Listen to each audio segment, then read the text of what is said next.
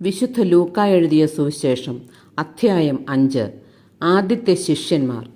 ദൈവവചനം ശ്രവിക്കാൻ ജനങ്ങൾ അവനു ചുറ്റും തിങ്ങിക്കൂടി. അവൻ ഗനേസറത്ത് തടാകത്തിന്റെ തീരത്ത് നിൽക്കുകയായിരുന്നു. 2 വള്ളങ്ങൾ കരയോടടുത്ത് കിടക്കുന്നത് അവൻ കണ്ടു. മീൻപിടുത്തക്കാർ അവയിൽ നിന്നിറങ്ങി വല കഴുകുകയായിരുന്നു. ശിമയോന്റേതായിരുന്നു വള്ളങ്ങളിൽ ഒന്ന്. യേശു അതിൽ കയറി കരയിൽ നിന്ന് അല്പം അകലേക്ക് വള്ളം നീക്കാൻ അവനോട് യേശു ആവശ്യപ്പെട്ടു.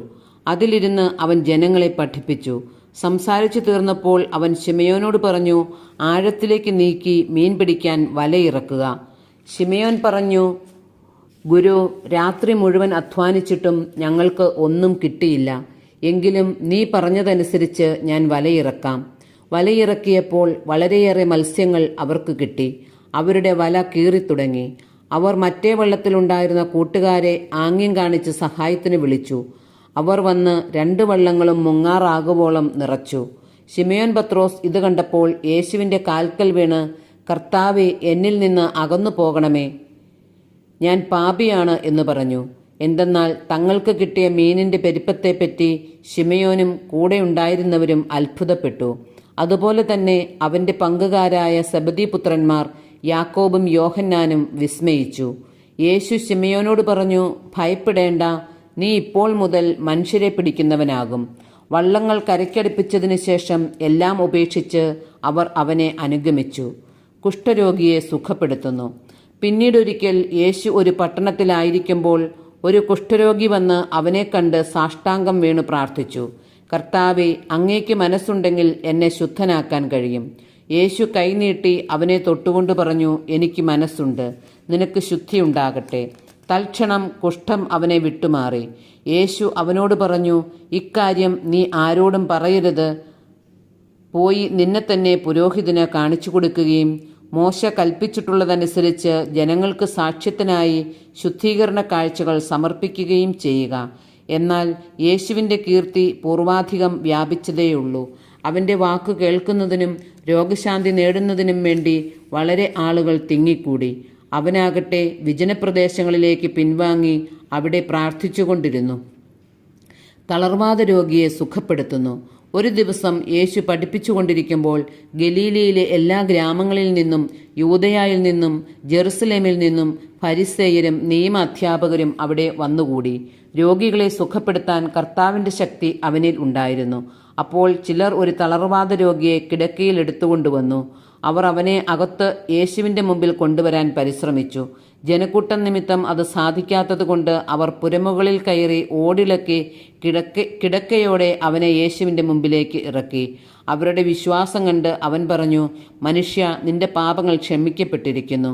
നിയമജ്ഞരും ഫരിസേയരും ചിന്തിച്ചു തുടങ്ങി, ദൈവദൂഷണം പറയുന്ന ഇവൻ ആര്? ദൈവത്തിനല്ലാതെ മറ്റാർക്കാണ് പാപങ്ങൾ ക്ഷമിക്കാൻ സാധിക്കുക? അവരുടെ വിചാരം മനസ്സിലാക്കി യേശു അവരോട് പറഞ്ഞു, എന്തുകൊണ്ടാണ് നിങ്ങൾ ഇങ്ങനെ ഹൃദയത്തിൽ ചോദിക്കുന്നത്?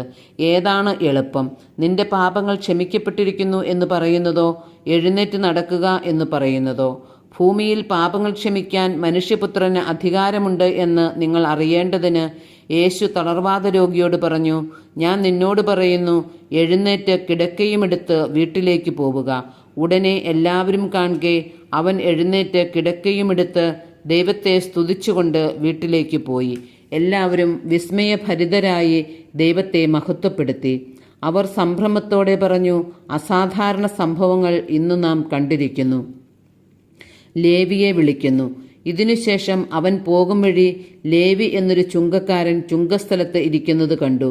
എന്നെ അനുഗമിക്കുക എന്ന് യേശു അവനോട് പറഞ്ഞു.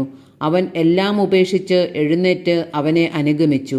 ലേവി തൻ്റെ വീട്ടിൽ അവനു വേണ്ടി ഒരു വലിയ വിരുന്നു നടത്തി.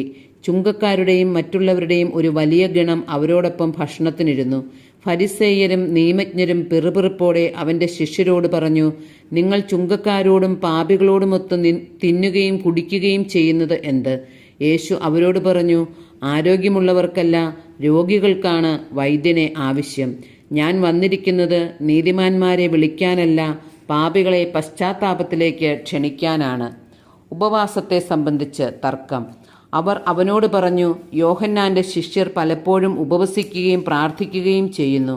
ഫരിസേയരുടെ ശിഷ്യരും അങ്ങനെ തന്നെ. എന്നാൽ നിന്റെ ശിഷ്യർ തിന്നുകുടിച്ചു നടക്കുന്നു. യേശു അവരോട് പറഞ്ഞു, മണവാളൻ കൂടെയുള്ളപ്പോൾ മണവറത്തോഴരെ കൊണ്ട് ഉപവസിപ്പിക്കാൻ നിങ്ങൾക്ക് കഴിയുമോ? എന്നാൽ മണവാളൻ അവരിൽ നിന്ന് അകറ്റപ്പെടുന്ന ദിവസങ്ങൾ വരും, അപ്പോൾ അവർ ഉപവസിക്കും. അവൻ അവരോട് ഒരു ഉപമയും പറഞ്ഞു. ആരും പുതിയ വസ്ത്രത്തിൽ നിന്ന് കഷണം കീറിയെടുത്ത് പഴയ വസ്ത്രത്തോട് ചേർക്കാറില്ല. അങ്ങനെ ചെയ്താൽ പുതിയ വസ്ത്രം കീറുന്നു എന്ന് മാത്രമല്ല, പുതിയ കഷണം പഴയതിനോട് ചേരാതെ വരികയും ചെയ്യും. ആരും പുതിയ വീഞ്ഞ് പഴയ തോൽക്കുടങ്ങളിൽ ഒഴിച്ചു വയ്ക്കാറില്ല. അങ്ങനെ ചെയ്താൽ പുതിയ വീഞ്ഞ് പഴയ തോൽക്കുടങ്ങൾ ഭേദിച്ച് ഒഴുകിപ്പോവുകയും തോൽക്കുടങ്ങൾ നശിക്കുകയും ചെയ്യും. പുതിയ വീഞ്ഞ് പുതിയ തോൽക്കുടങ്ങളിലാണ് ഒഴിച്ചു വയ്ക്കേണ്ടത്. പഴയ വീഞ്ഞ് കുടിച്ച ഒരുവനും പുതിയത് ഇഷ്ടപ്പെടുകയില്ല. പഴയതാണ് മെച്ചം എന്നല്ലേ പറയുന്നത്.